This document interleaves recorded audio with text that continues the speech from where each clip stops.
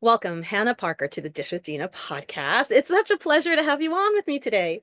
Hi, I'm so excited. I am just thrilled for the opportunity, and I'm really excited to dive in and kind of go into like the space of where I work because I think it's a very nuanced space that not a lot of people know about. So I'm Yeah, excited to that's talk about I'm excited too. I think we were just it. saying it's so nice when we meet each other in spaces that we don't necessarily know. Like, I don't know you Yes. from anything before. I don't Yeah. know you in real life. This is so Right. cool to meet strangers on the internet. And Yes, every discussion I really feel speaks to a particular population or audience that's out there that's absolutely. waiting to hear what you have to say. So, Absolutely. Hannah, let's dive in. Give us a little bit of a who you are bio, and then we'll talk a little bit about Yes. like an origin story. Absolutely. So I am a Reiki master, trauma informed coach, and consultant.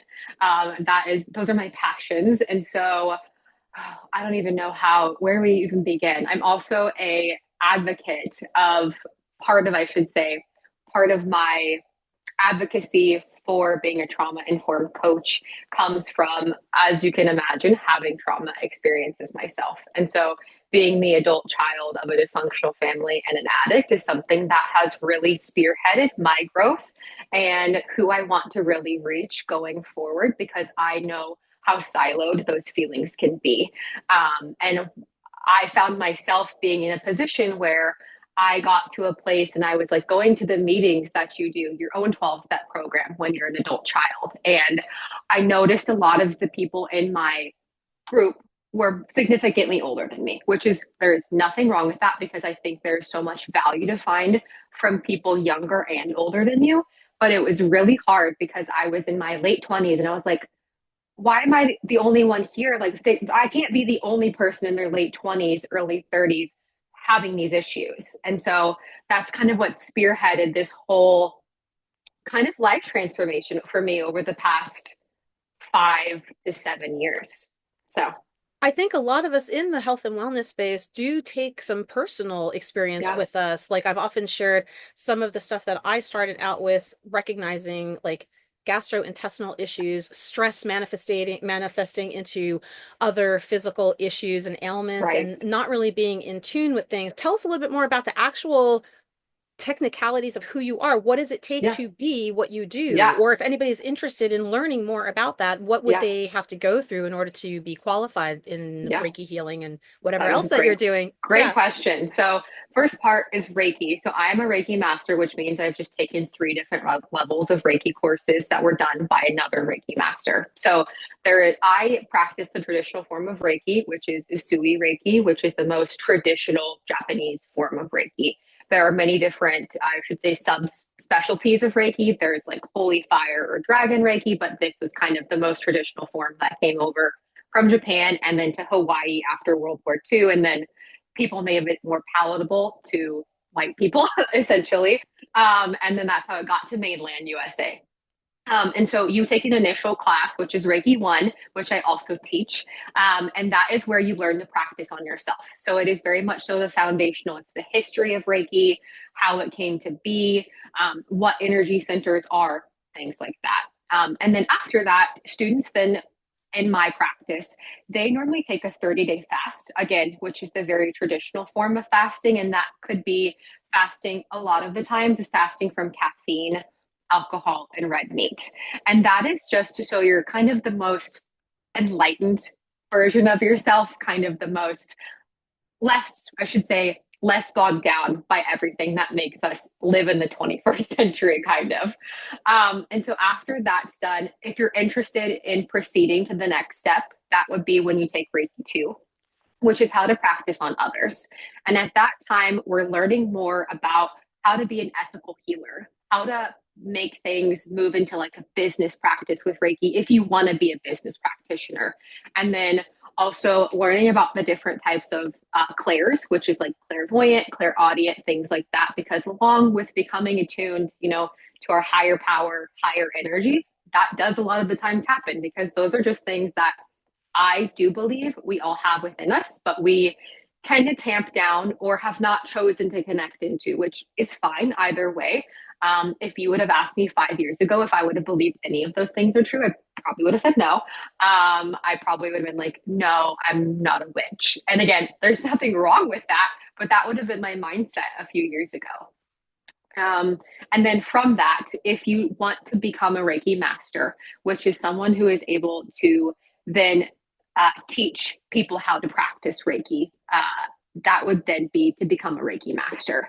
And with a Reiki master, you are being taught by another Reiki master to a final attunement, is what they're called. They're either called attunements or classes or the same verbiage essentially. So that is how that happens or how that happens. And so I practice at a local spa in downtown Lee Summit, Missouri, which is just a a suburb in Kansas City, Missouri.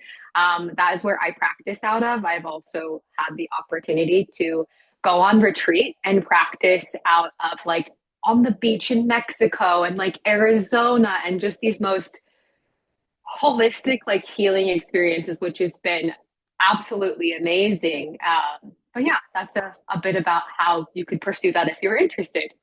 Even as you're speaking, I'm picturing things. I was going to actually ask you Yeah. if you've traveled to certain places like retreats Yes. and places, this is the funny thing too, Hannah, about I'm going to dive a little deeper into some of the more intense conversation around Yeah. this, but even the fact that we have to purposely move ourselves away from our Yes. current environment to something that feels like it's a healing Yeah. arena in order just to relax. And then we come back Right. saying things like, oh, I need a vacation from my vacation. Right. So let's dive into it. What Yeah. is it that you think, especially with the amount of time you've been working, whomever you've Yeah. been seeing? I Yeah. recognize that there's probably not like a typical client or person that you have, Right. but what are some of the things that you really come across where people are trapped in their Yeah. own trauma? Or I wrote down some words too that we can maybe discuss going forward Yeah. too, like that enabling, the dependency, not Right. setting boundaries with ourselves or Yeah. with others. Walk us through a little bit about kind of like the top things that you tend to see and where you think some of it has to kind of heal, and Yeah. we'll take it from there. That's a great question. A lot of what I see, so I think like attracts like. So that'll be my first comment. So I do see a lot of people who have, inner child wounds. I see a lot of people who have suffered family dysfunction because I think when we talk about the word family dysfunction, I do still think it is very a nuanced word that people aren't comfortable swallowing. And so when I say family dysfunction, that could be as simple as like your parents got divorced when you were young and it was messy. Like that could be a symptom of family dysfunction. But it could also be a lot bigger than that. It could also be historically this giant family tree of people being addicted to a variety of things. And so I think that's, the first thing, like attracts like. So I see a lot of people with inner child wounds, dysfunctional family systems, um, lack of boundary setting. I also have a lot of clients who also have, how should I say, have like a no contact parent. And that is something that I also have an experience with. And I think there's just so many different facets of why people come to find Reiki. And a lot of the times, the clientele that I'm seeing, I do see predominantly women. I've seen a couple of men and they're also fantastic, but I believe predominantly women are more open to the experience of something like energy that you can't see, you can't put a label on. That has been my experience. Um, and then I also think the other thing is a lot of these women are also searching for something. They're searching for balance. They're searching for a way to be more connected to who they are. And so a lot of the wounds that I purposely, or I should say that I see a lot of are likely like a blocked third eye, which is your intuition, your connection to yourself, that small being, or I should say, whisper in the back of your mind that is just, I know this. Like, how do I know this? And then the other wound I see a lot of is a root wound, which is your root chakra, which is connected to your family, your upbringing, your sense of safety and security. And what I find so interesting, because I was scrolling your Instagram page, is that also you recently talked about Maslow's hierarchy of needs, which is like that is what the chakra system is. Also, like the base layer, our root is our safety, and the top is our enlightenment, which is our crown, and it's all so interconnected and all intermingled. So I think for me, because I'm also in my master's in psychology program, that I also find it so interesting that I can see like the science behind it, even if they're not using these same words, they are the same thing. Totally agree with you. I think regardless of whatever the theory or the philosophy is, whatever the Yeah. language is that we're calling it, whether it's coming from an evidence-based science, a practice-based format, or if there are like, we've talked about different modalities on this Right. podcast as well, some of which you're mentioning as well, right? Right. Traditional Chinese medicine, Ayurveda, all of these things Right. that may or may not be practiced in certain ways by different people. I think ultimately it's still the pillars of the foundation of the human experience, the psyche, Yeah. and where that tends to kind of, I don't want to say go wrong, but be Yeah. affected by whatever. As you said, it could be something that happened when you were 6 years old or when you're 46 Right. years old. And so some of the things, first of all, if you don't mind, before I launch into my next batch of questions, Yeah. can you define to anybody who is listening or watching this Yeah. what chakras are? Talk us about the what the Yeah. energy centers mean and what those Absolutely. are. Yeah. Yeah. So how I found it and was like kind of okay with trying out Reiki, I should say, I was like, oh, it sounds close enough to yoga. Why don't I try it? It's not yoga at all. But they are working with energy centers as well. So our body has seven main chakras, which just go from down like the top of the head all the way to the root of the body. So we have our crown, which is our connectedness to our higher power or our highest self. We have kind of between the eyebrows here, we have our third eye, which is our center of intuition, that still small voice that tells us when we just know something. And then we move on down to the throat chakra, our center of communication to ourself and others. We have our heart chakra, which is our center of love, compassion to others and also ourself. And then kind of like right below the rib cage, we have our solar plexus, which is our center of like fun, fulfillment, enjoyment, our drive. Those are all centered there. And then we have the lower two, which are going to be our sacral, which is kind of like in our belly area. It is our center of creativity and also our center of intimacy. And then for women, it's also our center of like ultimate creation. Like it is our womb space. And then finally, at the base of the body, we have the root. So they follow along the central nervous system, is kind of how that functions. We have tons of chakras. Those are the seven that I work with. There are like all over the body. Those are just the seven main ones that I work with and that traditionally Reiki focuses on because there are just so many of them, honestly. We are quite the complex structure as We humans. are. And for anybody listening or watching this, we've talked a lot about gut health as well in the past, and that is Yeah, also related to the vagus nerve and the central absolutely. nervous system and the enteric Right. nervous, that gut brain axis or connection. Like Yeah. all of this is interrelated. What happens Yeah. with one thing might set off some other things. Right. And one of the things I was considering too as you're talking and writing down as well is balance. What does that even mean, right? Balance. I think Right. sometimes I use the word harmony because when we think of work life or we use the word balance, we think of a Mm-hmm. 50-50. Or A even with scale. when I talk to people about diet and food Yeah. freedom or flexibility, I try to make Sure. sure they're not being too restrictive or too lax in certain things. So Sure. when it comes to balance, like what Yeah. is it perfected state of 100% balanced Yeah. everywhere? That's a great Where question. where do people start finding themselves a little off kilter and how Yeah. do you know how to kind of bring them back in? So one of the things that I always tell people is so at the beginning of a session, we do like an initial chakra check. So I actually have what I use is a pendulum. So this is a pendulum. It's how we do like an initial chakra check, essentially just asking if that chakra is opened or closed. And when if you would have told me 5 years ago that I was like listening to a piece of like rock to tell me yes or no, I've been like, okay.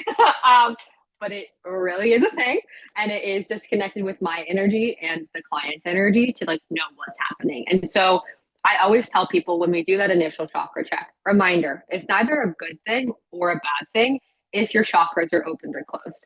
It is just giving you a roadmap of where you are today so that you know going forward, whatever you're receiving during this session or after you leave, maybe you need to journal on that. Like maybe, if you're having a really hard time with your heart chakra and you like are really drawn to green, maybe even like go eat some spinach. Like you could just even do like the silliest to our brains. They're not silly, but like the silliest little things that could connect you, or maybe like go sit in grass, like truly just connect with like our our power, our Mother Nature, like all of those grounding elements. And, they sound so, as the world likes to label them, woo woo, but they are traditionally, grounded, ironically, in a lot of like science based evidence as well. And so when people tend to come to me is when they feel like something is not quite right. So a lot of the times, they're having a lot of hard time like speaking up, asking for what they want, or maybe if it's gone the next step and they've been having a lot of like sore throats and they've been to the doctor and like that isn't, there's nothing physically wrong with them, but they don't feel right. And so I remember I had an aha moment when I started taking my Reiki. It was Reiki 1, and there's this chart, and this chart we go over talks about, the chakras, what color is aligned, what different foods are good for that, and where it's at physically in the body, and what body parts can be affected. And I remember learning about my throat chakra for the first time and being like, oh, wow, like I had horrible like tonsillitis my entire life. I got strep throat all of the time. Finally, it was like such to a bad point that I got my tonsils out when I was like 21 because I was like, I can't keep doing this. And then I learned that if you shove your emotions down, you shove your words down enough, that it's going to show up another way. And that is, historically who I was taught to be because I had to be that member of my family for that amount of time. And I remember learning that being like, oh my God, like, wow, that really manifested itself in another way. And that it can do that was shocking to me. This also, for me, reminds me of a lot of the conversations I've had also in Yeah, the clinical slash the eating, disordered eating sure. patterns and those discussions too, of when you are stressed out, you actually can see people either suffering the consequences in their gut, right? Like Yeah, my stomach hurts, right, or having problems digesting or right, metabolizing proper nutrients, or finding out that they have high blood pressure and they're like, I don't understand why, because I eat this, right, that, and the other, but yet they're not able to manage their stress. And that's right, literally right in the world of Western and Eastern modalities. right, This is the Eastern approach where it's like my blood is boiling, like you are right. noticing issues with your pancreas and your liver and all these Mm-hmm. kidney issues and so on too. So, as like you said, there is a woo-woo element to it, Yeah, but I you have to believe that they're somewhat integrated because you can't just absolutely. have right. It brings me back to these discussions around black or white versus nuance, like the nuanced Right. approach to things, which is why I love that you. First of all, you assess everybody, which is what we do as well in some of my client sessions where we give Yeah, them like a questionnaire or we do walk right. through a bunch of questions. And you really try to individualize that approach. I don't believe, as I'm sure you would Absolutely. probably agree with this, there's no one size fits all for anything. No. And this is because humans Yeah. are all very, very, very individualized. Exactly. So let's talk a little bit about that too, in the sense of where it comes to trauma or past experiences or Yeah. having to trap emotions or be dismissed or not heard or whatever. What you mentioned too earlier about like dysfunction, I keep thinking of things like estrangement or Yeah. forgiveness, acceptance, just Yeah. because you may be able to open up those chakras and allow Yeah. yourself to get healed. Do you still have to be okay with people in your life that could be, quote unquote, defined as toxic or Mm. not, like, out of obligation because they're family Yeah. members or friends in That, your life? How yeah. would you talk through that whole Yeah. conversation of you're allowed to, make Yeah. decisions that are best for you to remain healed and Right. without feeling guilt? I think that's Right. something too, right, Hannah?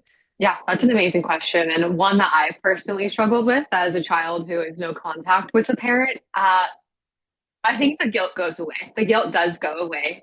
It does, which is an amazing feeling. I personally no longer feel guilt, and I think if I so the kind of the reason I am where I'm at is like I want to be an example to people that like you don't have to take anything from anyone. If it is your mom, your dad, your grandma, whoever, even if they literally and figuratively gave you life, you don't owe anyone anything. If they are not going to make you feel good, healed, and whole. And a lot of the conversations that I like currently have with my therapist are like, if I choose if I ever wanted to let this person back in my life, what would that look like? Like, what value would they serve me?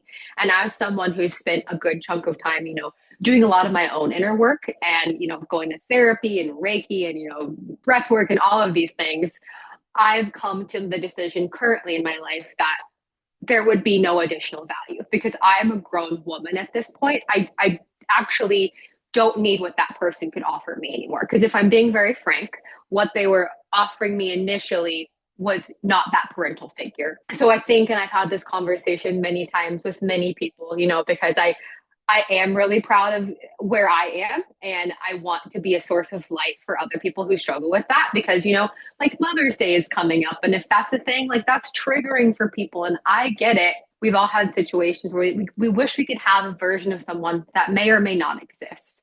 And so I think just allowing yourself to be selfish, if I'm so incredibly honest, like allowing yourself to not, and it's so easy for me to say now because I'm like out of the trenches. My advice would be like really dive into like yourself, like really dive into what makes you like feel that way. Like whose voice is that in your head that's making you say you owe that obligation to someone? Is it that person's voice? And if it is the person we're talking about, why would you care what they had to say if they're not going to be nice to you, if you're not able to, have an adult grown up conversation? And if you have other people in your life who can kind of fill that role, and if you know that they would not answer the same way as this loving, healthy person, why would you give them access back to you? Because there are so many people in this world, older, younger, like people I've met through like yoga classes who like now fill up my cup in a very similar way that like a mother would.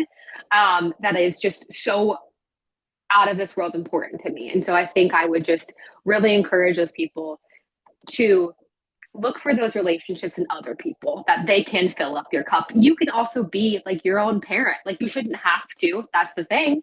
But there are so many people in this world who will do that for you and gladly do it for you. You are bringing up a lot. I was going to say, you are bringing up a lot of vulnerable emotions. I also Yeah. feel what I'm hearing from you is permission. Like Yeah. anybody who's listening to this right now who feels like they have spent a lot of Absolutely. unnecessary time, wasted energy focusing Yeah. on the I feel like I should be doing Right. this and I have to be doing this, to really go through that inventory. Some of the things that Right. I was writing down here too, like selfishness is not something to feel bad about. Just like you would Absolutely. consider yourself going to a spa visit or going for a Right. manicure pedicure. It's a luxury, but it's also a self-care Yeah. investment in Right. your own well-being.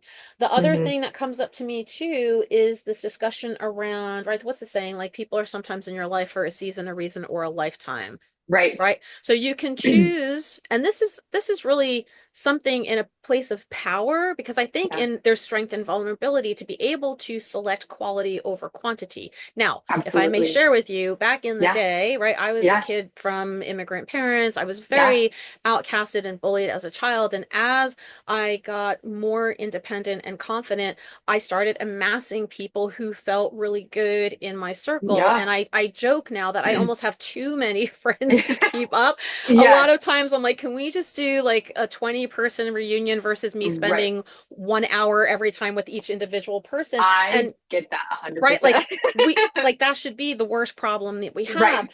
Right. But even within that, I feel like these are our chosen family members or Yeah. however you want to define family. And I Right. think this is really important to discuss too, because sometimes Yeah. people will say things like, "Oh, you must be so lucky to have parents or family members Right. that whatever," or "Oh, I'm Right. so sorry for your loss of whatever." And meanwhile, it's like you Yeah. don't really know how I connected with that person. Right. We do not Right. have the ideal situations. Yeah. And if I may, I recently was talking to my mom who, she's a tiny, I bring her up all the time on here. She's a Yeah. tiny woman. Yeah.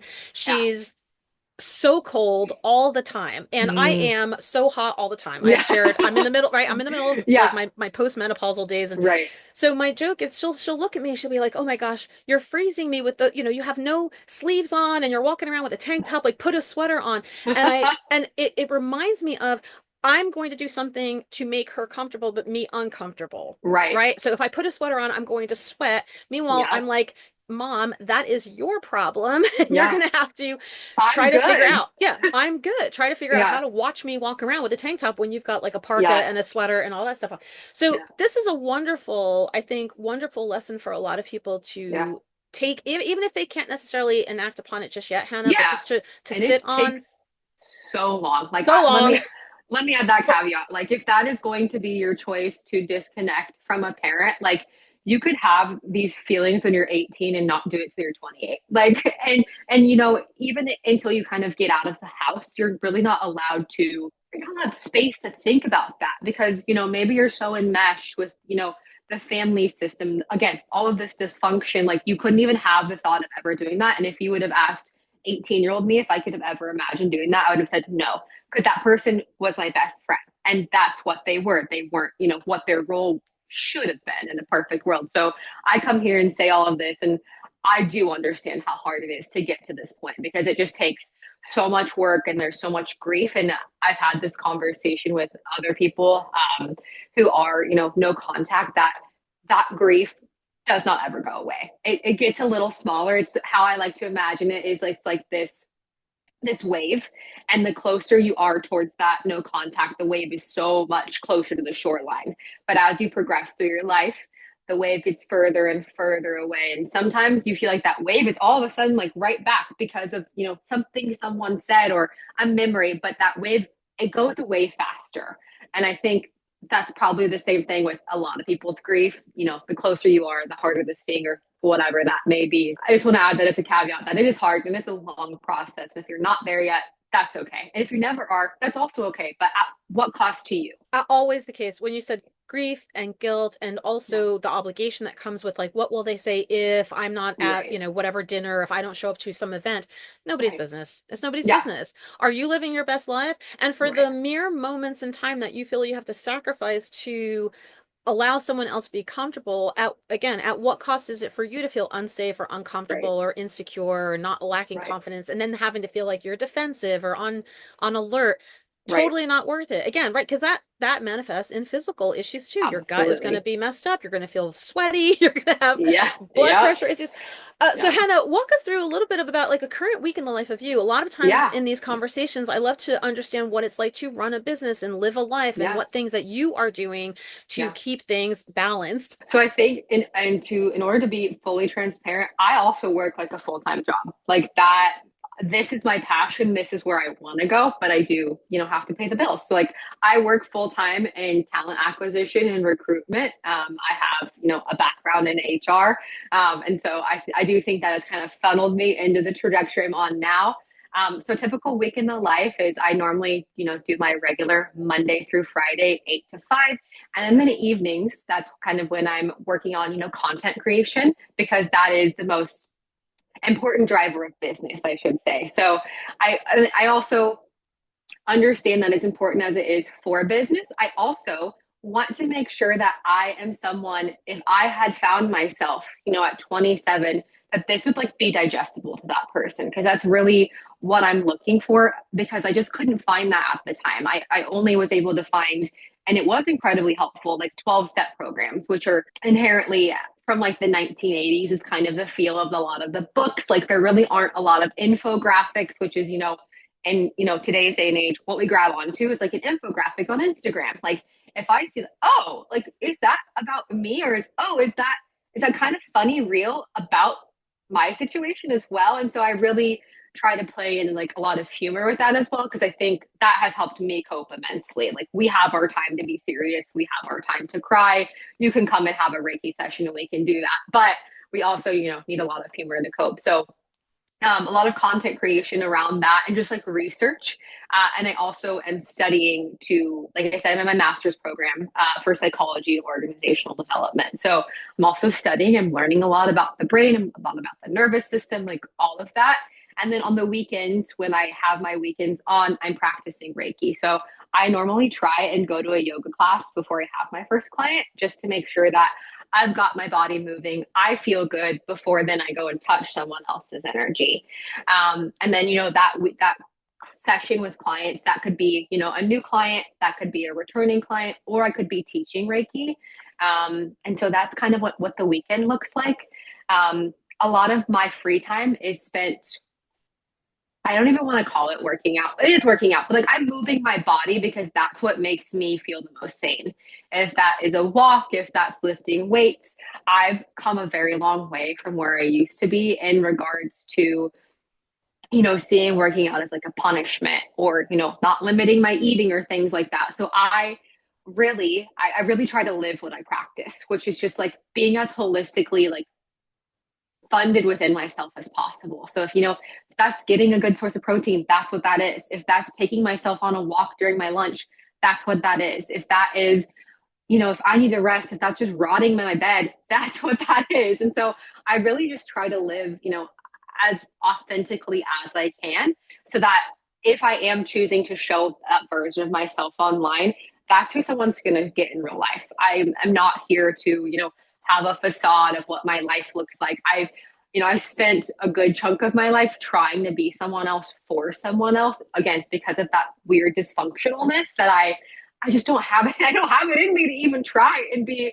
anything but me at this point. And so I am child free. And so I live my life very selfishly because, I, helped raise some siblings when I was younger and things like that. So like I love my nieces and nephews, but being child free is just, or is for me. Like having kids is just not for me. And I love whoever's journey that is. And I also add that because I know how much free time that gives me.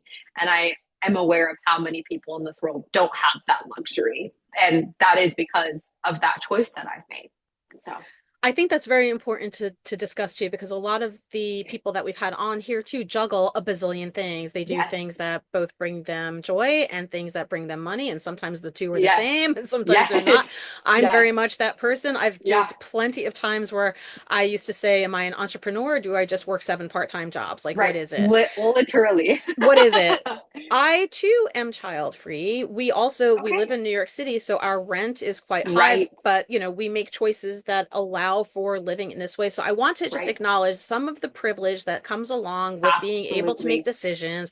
Not Yes, everybody can do everything. However, that said, absolutely. I still encourage people to see where they can play a role in having some Yeah, control or responsibility in some sort of right, path. What bothers me the most is when people tend to say, I can't, but then they just don't, or right, they don't allow for resources to be given to them. They right. don't ask for help. And I really want to empower everybody that Absolutely.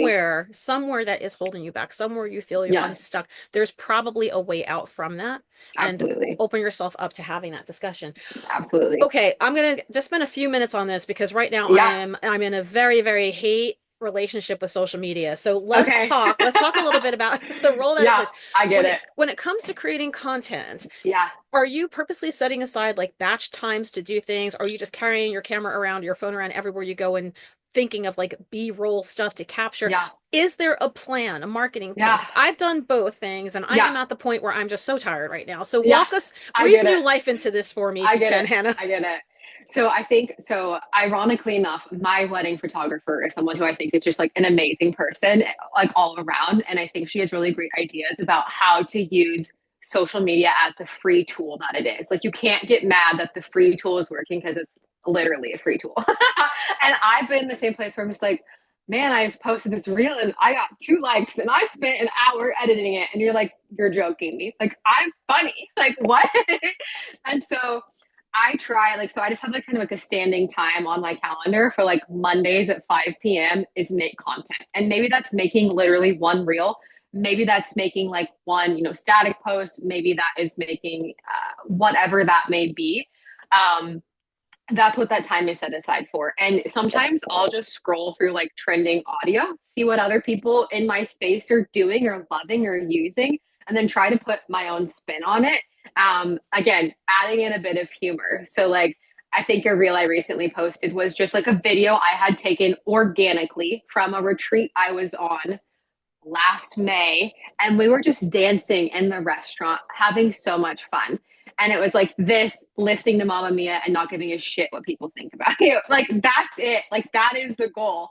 It's a bit of both, if I'm honest. It is a bit of setting aside time to maybe like research what I think will help reach the most helpful audience, but then also just having stuff stored on my phone that I've taken organically because I was having a good time. A video from being at the art museum and then whatever is trending, or being in Iceland, like another reel I've done recently was like, this is the imagery I did see in someone's session, was just like it looked like Iceland, and I did not know like that existed at that time, or that my brain was putting those two images together, but like that's what it was, and it popped up randomly in someone's Reiki session, and like it looked like Iceland. And so to be able to have a form of content so that if someone was just curious about some of the visualizations that happen during a Reiki session, like that's what that looks like. And I'm not saying you're going to have that in your session, but that's what has happened in someone's sessions. It is a crazy game. Like it is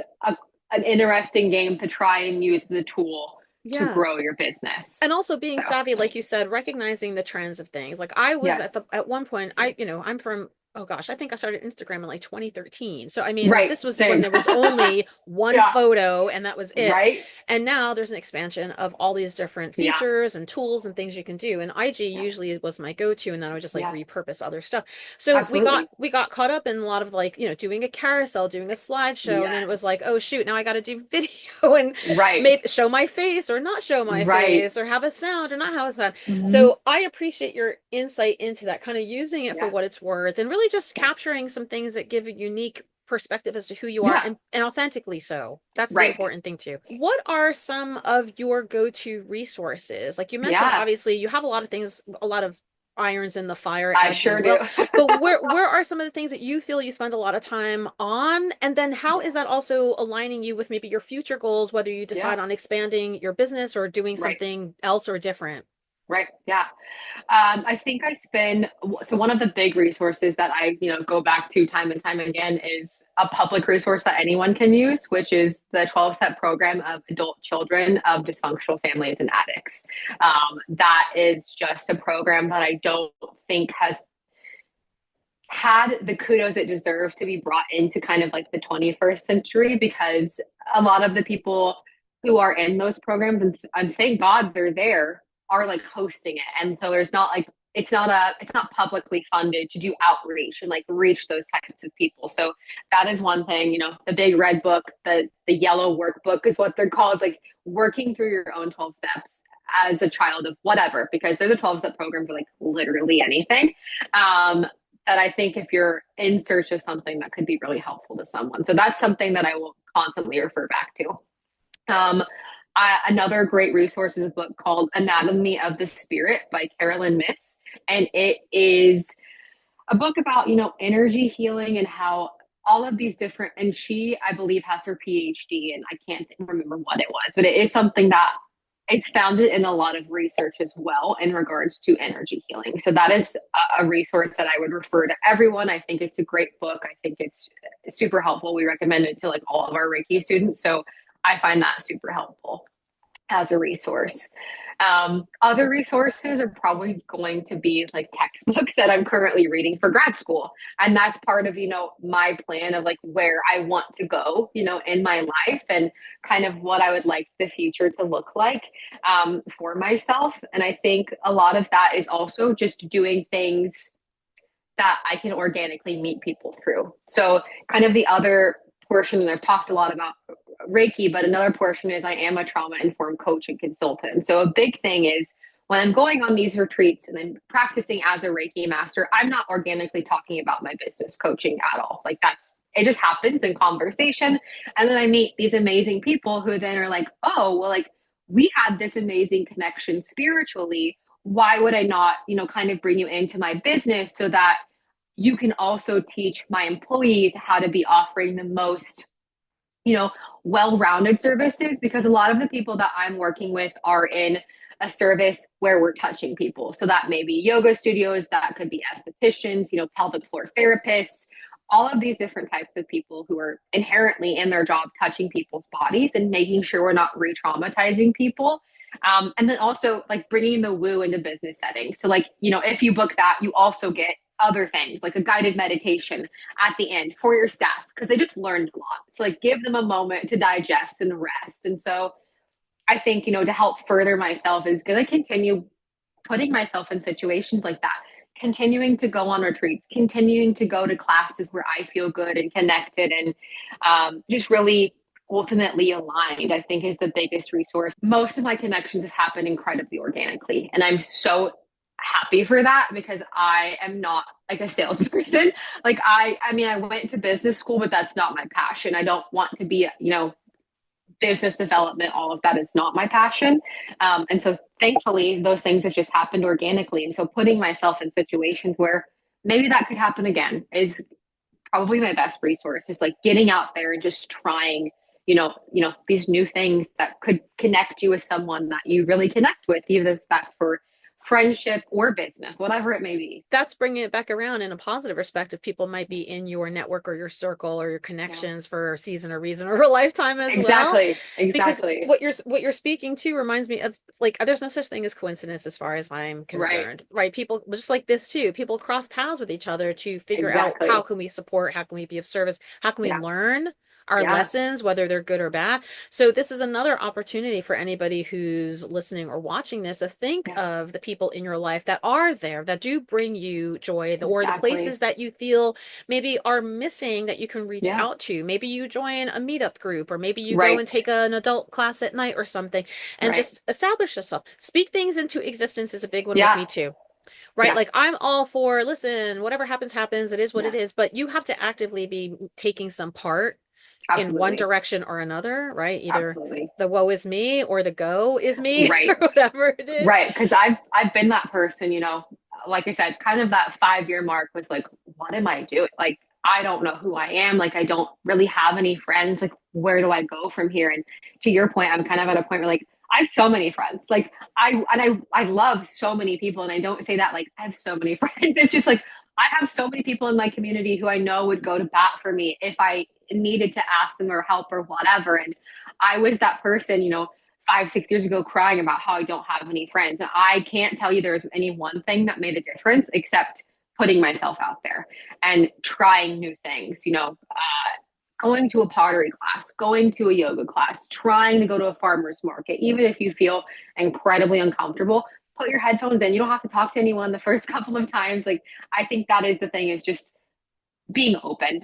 And that the same thing goes for if someone is interested in, energy healing. It is only going to give back as much as you're able to give to it. You can't come into this place and, be incredibly closed off, because you're not going to get the experience you're looking for, because, energy feels. And so I just want to add that caveat as well, because I've been that person who's been struggling for whatever it may be. And it's not like it comes easily, but once you do No, release that, right, you notice there's more opportunities. Like you said, if you let go of a absolutely. job that is no longer serving you, if you get rid of humans who are no longer serving you, there Right. are opportunities and there's more room for you to Right. bring in the things that are positive or that you can reconnect with or reassess in that sense. Absolutely. Hannah, I absolutely love this conversation. Is there anything that we haven't touched upon or anything that I didn't ask before we start wrapping up that you'd like to share? When I hop on to like Instagram or TikTok or whatever, but when people are just like doing Reiki like this, I think they're sending good energy and they have the intention of sending good vibes. I don't think that is the deep connection healing that work that I'm talking about. I would really need to be one on one with someone to like download someone's personal energy to see a big difference happen in their life. So while I'm not saying those people are doing anything inherently wrong, I do think that there is something to be said for a deeper, more meaningful connection when having a one on one conversation or even having like a session with someone. And I think that's because you mentioned social media. I think that's kind of the other half of it is, as I'm sure you see as a registered dietitian, people see so much information floating out there. They're like, well, I can practice Reiki on myself because I learned the hand signals or whatever it may be. And that isn't, again, not inherently wrong, but would you like try to practice therapy on yourself? Would you try and practice like, therapy on a friend? I mean, like, girl, we all have, like, not purposefully. So I just think that's a call out, I should say, that as helpful as you may find those things, if even that small thing you find helpful, I would encourage you to, seek out more, find a practitioner, someone who's like done the hours of training or licensure or whatever it may be to really kind of take your healing in whatever realm it could be. It could be, healing your energy. It could be healing, your mental health, your gut health, whatever. Just take the next step if you have the luxury to do so, because you would likely be able to unlock so much more worth out of that time. So, No, I'm going to absolutely second that. yeah, Not that everybody has to go through a whole master's degree of everything, but absolutely. some sort of qualifications. And you are Yeah, 100% right. We brought this up a lot of times in these yeah, conversations, with no disrespect to people who call themselves nutritionists or health coaches or anything like that. yes, But there yes, shouldn't just be like, it worked for me, it'll work for you. right. So, also as the recipient of that, just notice that you're probably drawn to somebody's energy or For a reason. story for a reason. Dive a little deeper, because there Yeah. could also be some harm done there, like you said too. If somebody's Right. not necessarily qualified or they're outside of their scope of Right. practice, you might need a support team in other ways. Right. Like I can put a band-aid on you, but I'm not performing open heart surgery on you, Right. right? Right. So Right. we definitely want to get you to specialists that can Yeah. do the things that I can't do, and therapy as well Exactly. too. There's only a certain amount Yes. that I feel comfortable with. If I notice other patterns, you're definitely going to have to talk to a psychiatrist or Yes. someone else that's more Yes. qualified. I appreciate Yes. that insight, Hannah. Yeah. Absolutely. My final two questions, my Yeah. little two-part pun intended question Okay. is, as we are coming to the end, we are recording this on a Saturday, kind of morning-ish-esque. Yes. So what is on your plate today, Oh, I figuratively, love as in this. what's the next thing you're doing? And then what is on your Yeah. plate today, as in what's the next thing that you're eating? Next thing on my plate, it's gonna be real. It's gonna be so honest. I need to go clean my cat's litter box. That is actually number one. The second thing is I have book club. So that is very similarly in that realm of just like saying yes to things and what happens. I said yes to going to book club with like my realtor one day. And now I have like this group of like 15 women who are just amazing. I know that any of them would be there for me if I needed it. And we don't even like read the book half the time. Like it's not that deep. If you want to read the book, like be my guest, but it's more so just about being social with a group of women who we all know that we have very busy lives. So I'll be going and doing that, which is great. What are we doing the rest of the day? I think I may go play golf with my husband later, and my little brother's in town, so gonna hang out with him some as well. So I did have breakfast this morning. Again, I'm very much so on a high protein journey because not just because the internet tells me to eat high protein because that's a fad right now, but it also like does actually a lot of things for your mental health, your body, like you know all of that. So I had a high protein breakfast. I had the coffee. So lunchtime, I will probably, if I'm honest, gonna ask my husband for Chipotle because that's what I'm craving. Because I wanted it last night and I was responsible and made my own dinner. So probably Chipotle. I love a good Chipotle bowl. I'll tell you right now. Who I'm a doesn't? huge, Who first doesn't? of all, Mexican food in general. If you have beans and guacamole, I'm all Same, in. I'm all in. same. I love that. Exactly. Well, Hannah, Exactly. this has really been a true pleasure getting to know you. I'm so grateful for the time that we spent together. I'm so grateful for so many of the little tidbits and nuggets and words of wisdom that you provided with not just me, but also whoever out there is in need of really receiving this information. So thank you Yeah. so much. And I hope you have a wonderful rest of the day and a wonderful weekend. Yes, thank you so much for the opportunity. This has been a blast, and I can't wait to see kind of the final outcome. So thank you for the opportunity.